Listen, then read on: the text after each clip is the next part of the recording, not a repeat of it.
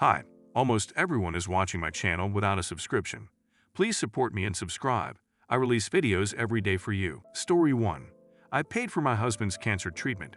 He ran away from me. For most of our marriage, my husband, 39M, and I, 37F, had a very happy relationship. We had good jobs, decent money, 2 kids, and loved each other. Then he got diagnosed with a rare form of cancer and went through years of painful treatments and recovery together. We moved to a small house to be close to the research center where he underwent treatment. His parents paid half of the down payment on the house. The other half was from our savings and investments. In the divorce, he gave me the house and took all of his medical debt. We have been divorced a year, but now his cancer has come back and he needs treatment again at the same research hospital. He wants to stay in what is now my house while undergoing treatment, and his parents expect me to house him and look after him because he was generous in letting me have the house without taking his rightful share from the equity. When we were married and he was undergoing treatment, it was new stuff that was expensive and also very physically draining on him. We were lucky that both our jobs were supportive and flexible. But with his health issues, little kids and expenses, we had to downgrade our lifestyle a lot. That plus the physical changes in his body made him very depressed. Whenever he felt a bit better, he'd go stay in his hometown. It's a small town where most of his family and a lot of his childhood friends live. I was doing all the caretaking of him, while also dealing with insurance complications. I was also managing the kids, the entire household, and my full-time job. We had help from friends and neighbors, but it was very hard.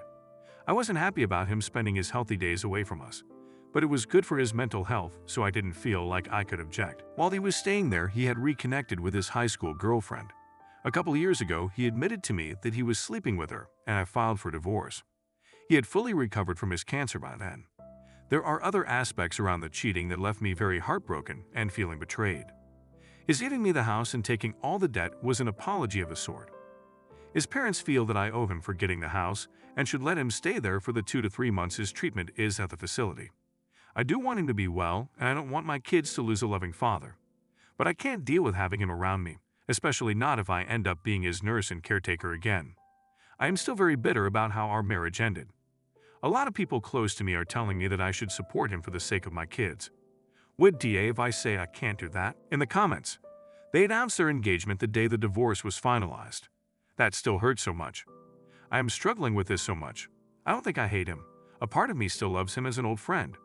I loves them and is loved by them. When I look at it as an outside observer, I can understand what he was going through in falling in love with someone else. Definitely wouldn't want my kids to suffer the devastation of losing their father. During the worst parts of his illness, I was frequently cleaning up after him, his vomiting, his loss of bowel control. I pulled muscles and injured myself helping him move. He found that emasculating, so I can see how he find it appealing that someone still saw him as the old him when he was healthy and strong and I became the nurse figure. So I tell myself that and I don't hate him. But I went years without sex because he was sick. The loss of libido was an expected temporary side effect of his medication. I accepted that and made do with being celibate. I feel guilty talking about how painful it was because I should be grateful he survived, and that is so trivial given the situation. But I would masturbate in hiding, didn't even get a vibrator because I didn't want him feel bad or awful for not being able to do it. And all this time I was making do thinking he wasn't able to. He was sleeping with a whole another person. And that disloyalty still makes me cry. Even without the cheating and whatnot, caretaking is a full-time job, and it's very taxing emotionally, mentally, and physically. You're not his wife anymore. You have no obligation to do this. OP. The last time I did it out of love, I can just not do it now. It was very difficult. The big upside to me in getting divorced was not having to deal with that anymore. As difficult as it is to take care of a sick person, dealing with the insurance bureaucracy, and keeping track of all the medical contacts and treatment details is a pretty big logistical nightmare. Maybe for the sake of his children you could allow him to stay there, but he or his parents pay for a nurse or aide to care for him. You are certainly not obligated to help him in any way, but your children are old enough to know he's ill, and if you choose not to help him, it will likely adversely impact your relationship with your kids.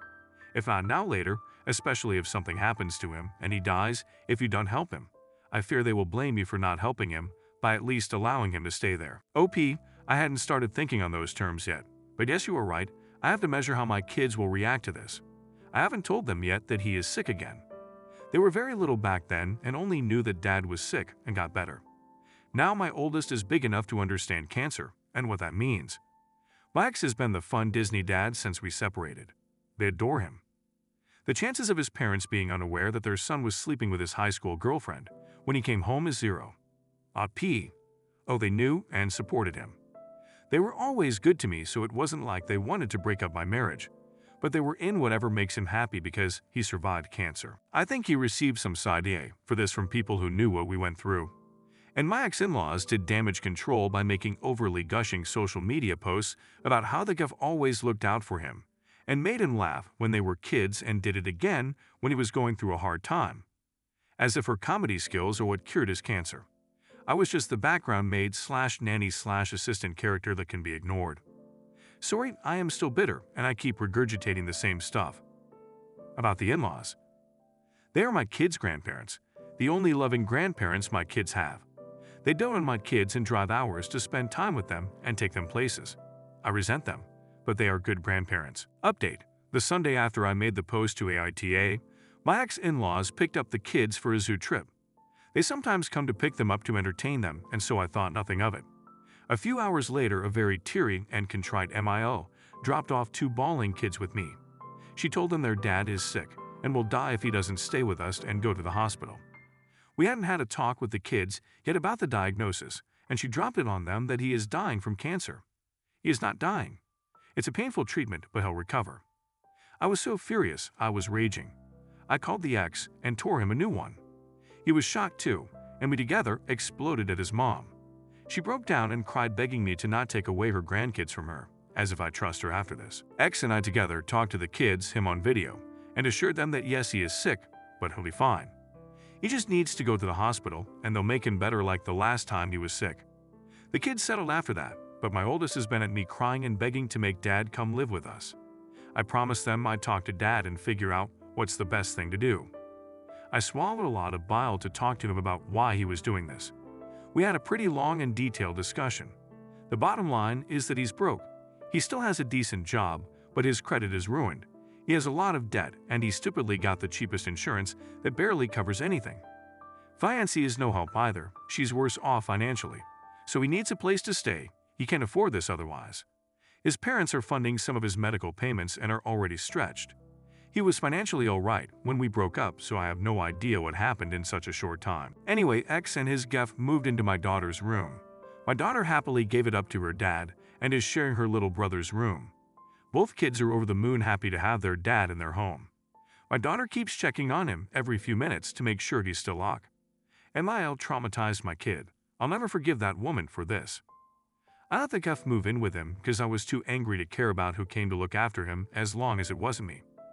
I didn't know how I could bear having her in my home, but it appears to be more misery for her than me, and that strangely makes it more tolerable for me. She is teary-eyed and crying all the time. It's only been 3 days, but I am so annoyed I want to shake her and tell her to pull it together. The current treatment plan is for 3 months. I am counting down the days. I am thankful for the many people who gave me great advice on my last post. I wasn't expecting things to go this way, but they played me by manipulating my kids. I'll slowly pull myself and the kids away and move, but for now I have to deal with this for my kids' sake. ETA. I was trying to make this update more than a week ago. So to add to that, X's treatment is coming along nicely. The tumors that grew again are much smaller than before, and the new stuff that they are giving him is more directed too, so he's not having as many bad symptoms as he had last time. I had promised myself I would do nothing to help, and I stayed away from both X and his fiance. But I did end up helping him deal with insurance. His fiance has the personality of a wet noodle and cries all the time. It was easier for me to do it than deal with her struggling. X is polite enough to me, but his personality has changed. He's a different person and not very nice towards his fiance. I didn't expect to, but I feel sorry for her. In the comments, commenter encourages OP to open up a can of petty and gives a list of suggestions. 3.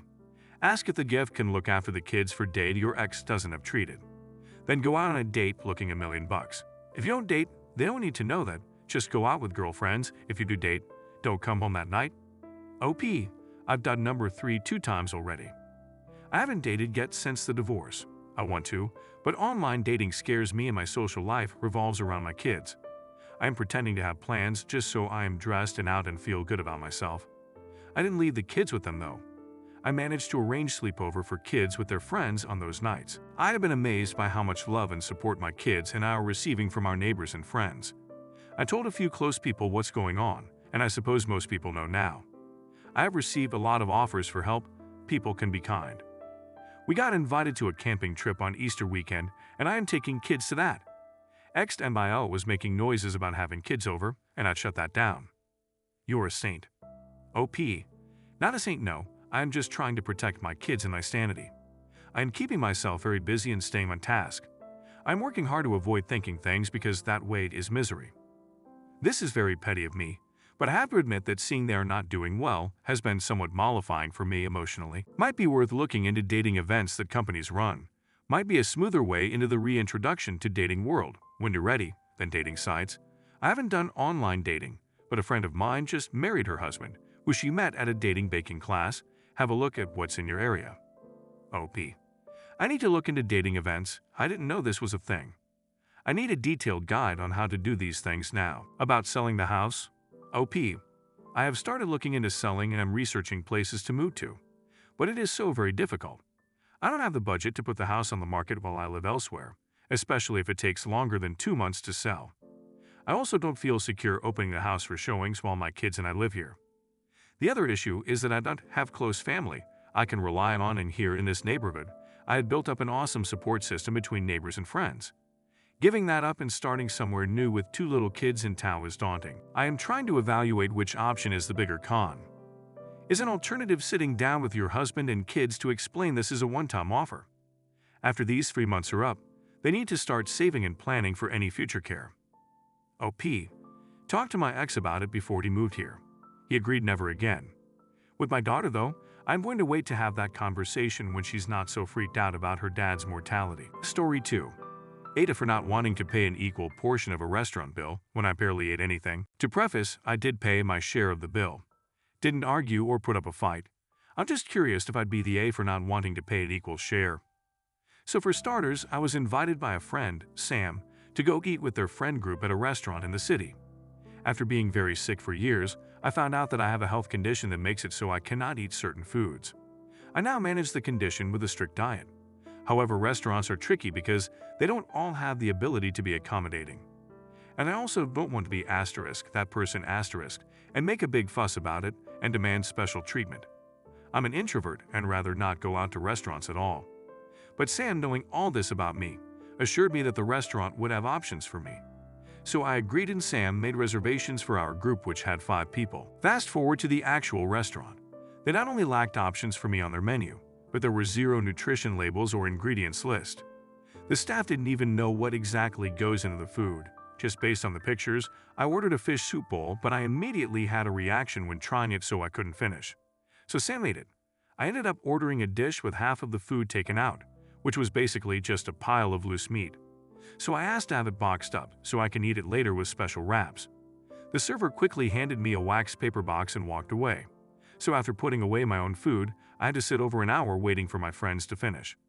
The manager purposefully made a point to avoid our table and spoke to us only through her staff. It was bizarre. Sam then gets the bill and pays for it on their card. I didn't see the bill, so I asked Sam if all was well, and they briefly said we can go into it later. But it was not brought up again. I didn't think much of it until a week goes by. Then I get a message from Sam with a photo of the receipt. There was no request to pay, but I already knew that this was Sam's way of telling me they'd like me to pay something. The bill with tax was $180, and the tip was $55.